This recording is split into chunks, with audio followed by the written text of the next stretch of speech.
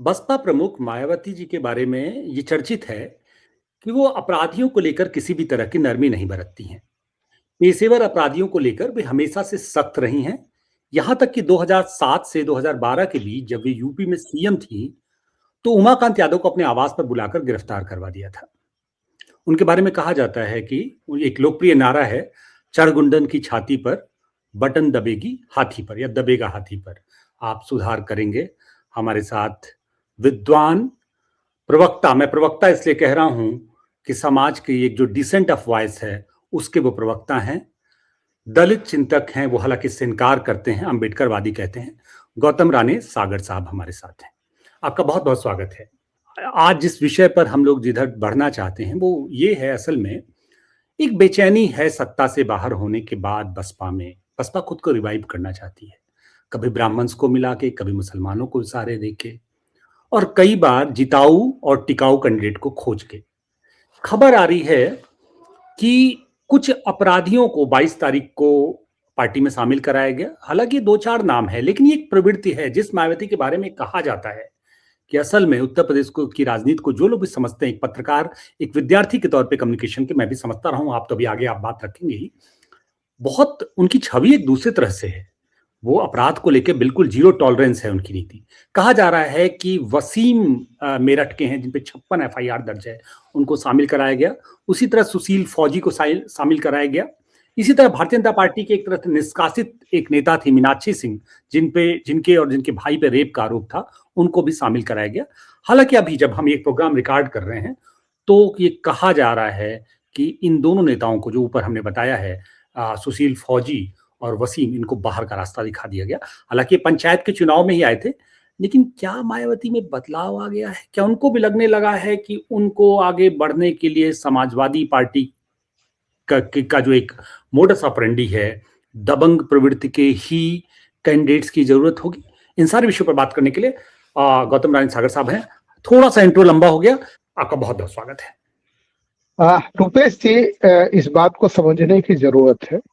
पहली बात तो विश्लेषण जो अभी आपने किया, उनकी छवि जीरो टॉलरेंस की रही गुंडीजम पे। वो गुंडीजम ही कहा करती हैं, गुंडे ही कहा करते हैं। लेकिन हम इससे इनकार नहीं करना चाहते, लेकिन स्वीकार भी नहीं करना चाहते।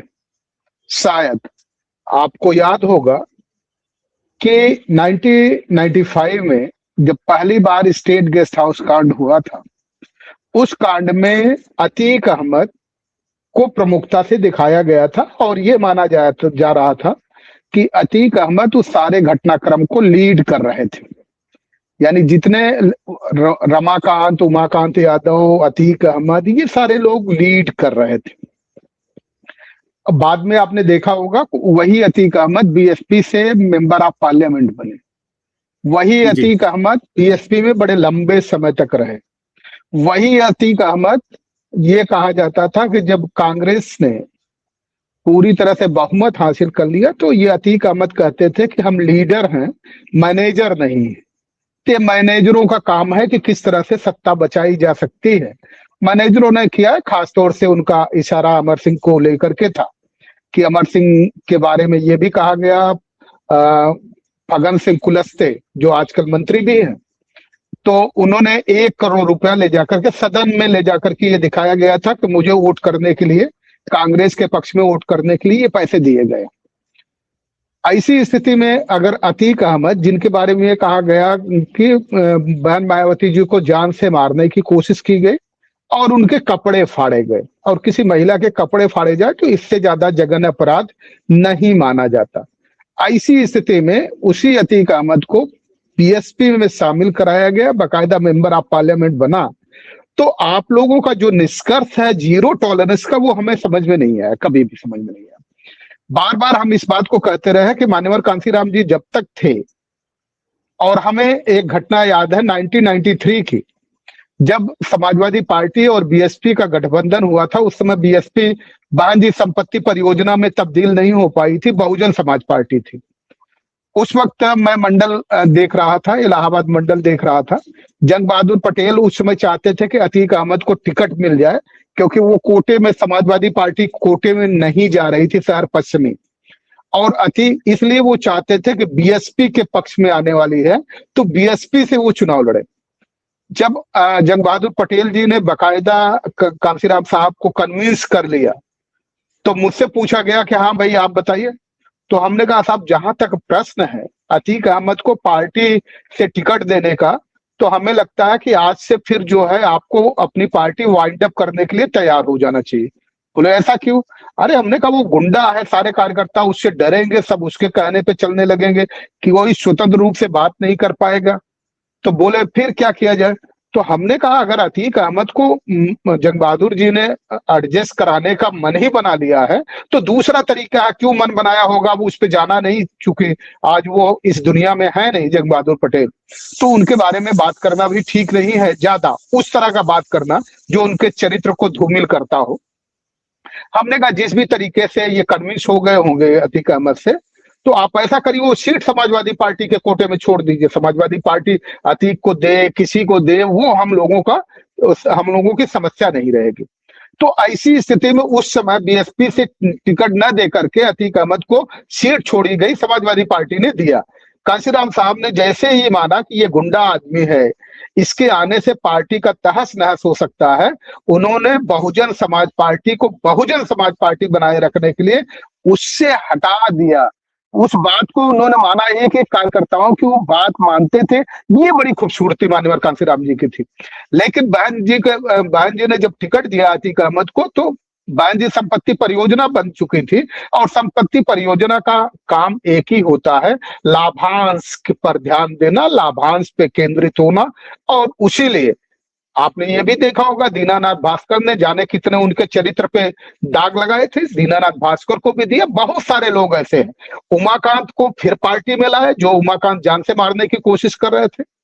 रमाकांत यादव जिन्होंने पूरा नेतृत्व किया था 3 जून की घटना को, 3 जून का, 1 जून से ही घटना वो शुरू हो गई थी, 1 जून की घटना को नेतृत्व किया था, रमाकांत को अपनी पार्टी में दे दिया, क्योंकि बहन जी संपत्ति परियोजना में संपत्ति की जरूरत थी, वो संपत्ति ले लिया गया। और इस समय जो लिया गया है वो भी उसी तरीके से है कि संपत्ति कोई भी दे दे, वो अपनी पार्टी में शामिल कर लेती हैं। और इस समय बीएसपी को कार्यकर्ता की जरूरत ही नहीं है, वसूली अमीन की जरूरत है, या धन्ना सेठों की जरूरत है जो पार्टी को पैसा दे सके। पार्टी को एक बड़ी घटिया बात होती है, घटिया मैं वर्ड इसलिए यूज कर रहा हूं कि ये जो बहुजन समाज है, जिनको आप दलित कहते हैं, दलित का मतलब यह है दबाया गया हुआ हो और कुचला गया समाज हो, उसको आप दलित कहते हैं। तो दलित जिनको कहा जाता है, वो व्यक्ति, वो समाज, पार्टी बीएसपी आगे बढ़े इसलिए चंदा करके 20 रुपया, 200 रुपया, 100 रुपया, 500 रुपया करके करीब 250 करोड़ रुपया हर साल चंदा देता है। और वही चंदा अगर पार्टी के कोष में चला जाए, बीएसपी के कोष में चला जाए, तो 250 करोड़ का 250 करोड़ ही बना रहेगा। लेकिन बहन जी धोखा उनके साथ क्या करती है, उस 250 करोड़ को ये कहती है कि ये मेरी इनकम है, और उस इनकम पे 250 करोड़ पे तकरीबन 95 करोड़ रुपया टैक्स भरती है, और टैक्स भर के उसे अपनी जो है आय घोषित करती। ये समाज के साथ धोखा कर रही। तो इसलिए हम कहना चाहते हैं कि बहन जी का जो दृष्टिकोण कभी जीरो टॉलरेंस का नहीं रहा है।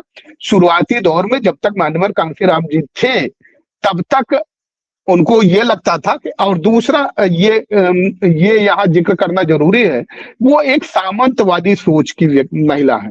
सामंतवादी का मतलब ये नहीं कि वो ब्राह्मण है तभी सामंतवादी होगा, वो ठाकुर है तभी भी सामंतवादी होगा। सामंतवादी कोई भी हो सकता है। वो कर्तव्यों पे उनका कभी ध्यान नहीं। अगर थाली में परोस के उनको सत्ता दे दिया जाए तो डंडे से हाँकना चाहती हो। तो मैं आपने एक मोटा मोटा आप ये कह रहे हैं कि मायावती जी के बारे में जो एक सामान्य छवि है कि उनको अपराधियों से बहुत दूरी, मतलब उनको अपराधियों पे बहुत अंकुश लगाती हैं। लेकिन इस बात को तो मानना पड़ेगा गौतम रानी सागर जी की प्रशासन पे जो उनकी सख्ती है, जिस तरह से वो प्रशासन को लेके खासकर जनता पे हावी नहीं होने देना चाहती है, इसको लेके तो उत्तर प्रदेश की जनता बहुत उनको याद करती है। उनके बारे में कहा जाता है कि जो अधिकारी हैं वो बहुत एक तरह से डिसिप्लिन में रहते हैं, जनता का काम करते हैं। इसके बारे में आपको लगता है कि क्या इस बात में दम है, या ये भी बात जो है वो एक परसेप्शन है सिर्फ? देखिए, सबसे पहले जहां तक अधिकारियों का प्रश्न है, जितने भी हमारे देश में अधिकारी हैं, खासतौर से 600 से ऊपर आईएएस है, आईपीएस है, 500 से ऊपर आईपीएस है, जितने भी हैं, ये कभी भी संविधान के प्रति समर्पित नहीं रहे। इनकी पूरी की पूरी जो सोच रही है, वो प्लम पोस्टिंग पाने की रही है। और प्लम पोस्टिंग का मतलब होता है मलाईदार पद, और मलाईदार का पद का मतलब ये हुआ कि जहां वो जाए उनको बड़े पैमाने पे भ्रष्टाचार करने का मौका मिले। तो एक तरह से जो ये दिखता है कि बहुत ज्यादा प्रशासन पे टाइट थी।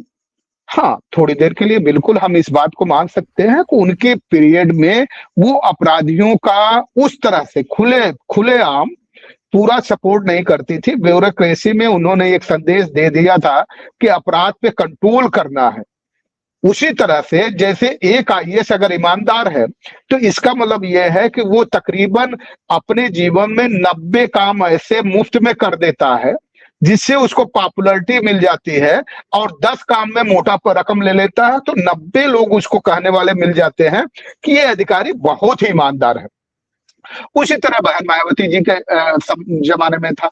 साधारण तौर पे जो आम नागरिक थे, हाँ, उनको लगता था कि यह प्रशासन बड़ा चुस्त दुरुस्त है, लेकिन अंदर खाने में जाकर के बड़े पैमाने पे देखा जाए तो जितना करप्शन उस समय था, आप कल्पना नहीं कर सकते। हाँ, ये जरूर है कि शुरुआती दौर में जब 1995 की गवर्नमेंट उनकी बनी थी, उस समय उनकी छवि वास्तव में कड़क की छवि थी, क्योंकि उस समय सरकार का ज्यादातर काम माननीय कांशीराम जी देख रहे थे, चाहे दूर से ही बैठ करके देख रहे थे, वो सारा काम ज्यादातर दूर से देख रहे थे। तो ये बहन जी जो आज पूरी तरह से बेलगाम है, वो बेलगाम नहीं हो पा रही थी, और इसलिए उस समय प्रशासन बड़ा चुस्त दुरुस्त था। ओवरऑल अगर ये देखा जाए तो अभी तक जितनी भी सरकार है, उन सरकारों में सबसे टाइट आम जनमानस में जो छवि है, वो छवि बहन मायावती जी का है। उससे हम भी इनकार नहीं कर सकते, लेकिन हम डीप में जाएंगे तो इससे अलग होगा। उसी तरह की छवि है जिसके आप बड़े समर्थक हैं, सावरकर के आप बड़े समर्थक हैं। जैसे सावरकर जो है पहले अंग्रेजों के खिलाफ लड़ रहे थे, बाद में अंग्रेजों से समझौता कर लिया। उसी तरह बहन मायावती जी हैं, पहले अपराधियों के खिलाफ, अपराधियों को दंडित करने के लिए लड़ रही थी, अब अपराधियों के समर्थन में लड़ रही हैं। बस इतना सा अंतर है। उनको आज के युग में सावरकर भी मान के चल सकते हैं, हो सकता है सावरकर से छवि मायावती की कम लगती हो, लेकिन मुझे तो बराबर लगती है। तो अलग से बात किया सकता है, आप सही कह रहे हैं। मैं कोई सावरकरवादी नहीं हूं, लेकिन ये है, हाँ, व्यक्तिगत बातचीत में मैंने कई बार आपसे सावरकर के कई, जो सावरकर का एक पक्ष है, मैं यहाँ पे थोड़ा क्लैरिफाई कर दे, चुके आपने एक एलिगेशन लगाया है। व्यक्तिगत जीवन में मेरा मानना है कि सावरकर ज्यादा समष्टिवादी हैं, और सावरकर ने एक जगह लिखा है कि इस देश का जो एससी है समाज है, एक्चुअली में उसके प्रति हिंदुओं को ज्यादा थैंकफुल होना चाहिए, उनका ऋणी होना चाहिए, क्योंकि जितना अपमान, जितना तिरस्कार हिंदुओं ने इस देश के एससी समाज का किया है, उसके बावजूद भी अगर वो इस धर्म में बचे हुए हैं, तो निश्चय ही उनके प्रति थैंकफुल होना चाहिए, रोम रोम से थैंकफुल होना चाहिए। और असल में जिस दिन एससी समाज ये सोच लेता, शायद हिंदुत्व में बहुत बड़ी चोट लगी होती और वो बहुत बुरी स्थिति में पहुंच जाता। तो मुझे सावरकर की राइटिंग्स के कुछ पक्ष से मैं बिल्कुल सहमत हूं, और मैं उसको, मुझे लगता है कि इस बात में बहुत हद तक सच्चाई है। जी नहीं नहीं, इसमें हम भी समर्थन करते हैं। जब भी आदमी कोई पुस्तक लिखता है, ऑटोबायोग्राफी लिखता है, तो कोई ना कोई पक्ष उसका भला होता है, सारे के सारे पक्ष बेकार नहीं होते। सवाल यह है कि जब आप देखेंगे, आपका नजरिया उनको देखने का अलग होगा, मेरा नजरिया देखने का अलग होगा। जैसे बहन मायावती जी के बारे में नजरिया यह है कि आम जनमानस ये मानती है कि बहन मायावती से बेहतर प्रशासन चलाने वाली, शासन चलाने वाली कोई सरकार नहीं आई है। ये जनमानस का है, तो जनमानस की भावनाओं के खिलाफ हम नहीं जा सकते, वहां खड़े हैं। लेकिन जब डीप अध्ययन हम ये करेंगे, जब हम डीप अध्ययन करेंगे, तब देखेंगे कि उनमें कमियां क्या क्या थी, जिसकी वजह से दोबारा सत्ता में वो नहीं आ पाए। और जैसा कि शुरुआती दौर में जब आप भूमिका लिख रहे थे, तो आपने ये कोशिश की थी ये बताने की कि बहन मायावती जी दोबारा से सत्ता में आने की कोशिश कर रही। रुपेश जी, एक चीज बताइए, आपकी अगर सुई कोई जो है सिकंदराबाद चौराहे पे खो गई है, और आप पत्रकारपुरम चौराहे पे सुई खोज रहे हैं, तो मिल जाएगी क्या? बहन मायावती जी के साथ भी वही है, बहन मायावती जी के साथ भी है कि जब वो सत्ता में आई थी तो बहुजन समाज उनके साथ था। आज वो बहुजन समाज उनके साथ ही नहीं है। अब वो सबसे बड़ा रोना ये रो रही है, उनको ये लग रहा है कि इस देश में सबसे ज्यादा अगर कोई पीड़ित व्यक्ति है तो ब्राह्मण समाज है। मैं ये नहीं कह रहा हूं कि ब्राह्मण समाज का पक्ष नहीं रखना चाहिए, लेकिन ब्राह्मण समाज को पीड़ित दिखाना, और वो भी एक दलित, जो महिला अपने आप को दलित कह रही हो, दलित महिला कह रही हो कि ब्राह्मण समाज पीड़ित है, इससे बड़ा जघन्य अपराध तो पूरी दुनिया में नहीं हो सकता, धरती पे नहीं हो सकता, पूरी सृष्टि के साथ नहीं हो सकता। इतना बड़ा जघन्य अपराध बहन मायावती जी कर रही अब ब्राह्मण समाज को। मायावती जी को इस सहज योग से ये ज्ञान प्राप्त हुआ है कि ब्राह्मण शंख बजाएगा हाथी बढ़ता जाएगा। तो ये जब सहज योग उनको हो गया और उन्होंने एक प्रयोग भी कर दिया, हालांकि आप उसको नकारते हैं कि ब्राह्मण वोट नहीं दिए थे 2007 में, तो उनके पास लोग बताने वाले भी हैं कि उन्होंने सोशल इंजीनियरिंग की एक मिसाल, एक मयार चलाई और उसमें सरकार बनी। तो ठीक है, मतलब नहीं रुपेश जी, इसको हम क्लियर कर दें। आपको ये लगता होगा कि ब्राह्मण शंख बजाएगा, हाथी पार्लियामेंट जाएगा, दिल्ली जाएगा, वर्ड यूज होता था, ब्राह्मण शंख बजाएगा, हाथी दिल्ली जाएगा। बहन मायावती जी को इस तरह से हमें यह लगना इतनी इतनी मतलब निम्न की सोच। शंख बजाने से कभी हाथी आगे बढ़ता है क्या? हाथी बढ़ता है महावत के जो हाथ में, वो क्या उसको बोलते हैं, वर्ड क्या बोलते हैं जिससे वो उसको कंट्रोल करता है, उस शंख से नहीं हाथी बढ़ता भाई। और जिसके पास वो हथियार था, जिसके पास वो यंत्र था, उसको आपने छोड़ दिया। शंख बजाने से पागल होता है हाथी, आगे नहीं बढ़ता है। तो बहन मायावती जी को यही अंतर नहीं समझ में आता है कि शंख बजाने से हाथी आगे नहीं बढ़ता भाई, महावत के कंट्रोल करने से होता है। बहुत बड़ी बात आपने कही और बहुत जबरदस्त बात कही, क्योंकि इस पूरे विषय पे आपने उस पूरे विषय का तो एक तरह से खंडन ही कर दिया कि मायावती जी जो है कोई अपराध को लेकर उनका जीरो टॉलरेंस है। बहुत अच्छी बात आप कह रहे थे कि जो हाथी है वो एक्चुअली में महावत के उस अंकुश से, जिससे वो कंट्रोल करता है। एग्जैक्टली, अंकुश से कंट्रोल होता है। हाँ बिल्कुल। तो असल में इस पूरे प्रकरण में आपने अपने विचार रखे। अब सवाल यह है कि उस हाथी पे सवार कौन है, वो महावत कौन है? वो ब्राह्मण होगा, मुसलमान होगा, कोई अपराधी होगा, दबंग होगा, या वो दलित जिन्होंने अपने खून पसीने से बहुजन समाज पार्टी को यहाँ पहुंचाया? ये आने वाला वक्त ही तय करेगा, या मायावती की जो नियति है वो तय करेगी। गौतम रानी सागर, आपने हमें ज्वाइन किया, आपने बहुत महत्वपूर्ण विचार रखे, हमेशा की तरह बहुत शानदार इंसाइट, जिनसे हमारे दर्शकों को बहुत कुछ अलग तरह से सोचने का मौका मिलता है। आपका बहुत बहुत स्वागत, बहुत बहुत धन्यवाद। दर्शकों को भी बहुत बहुत आभार। नमस्कार।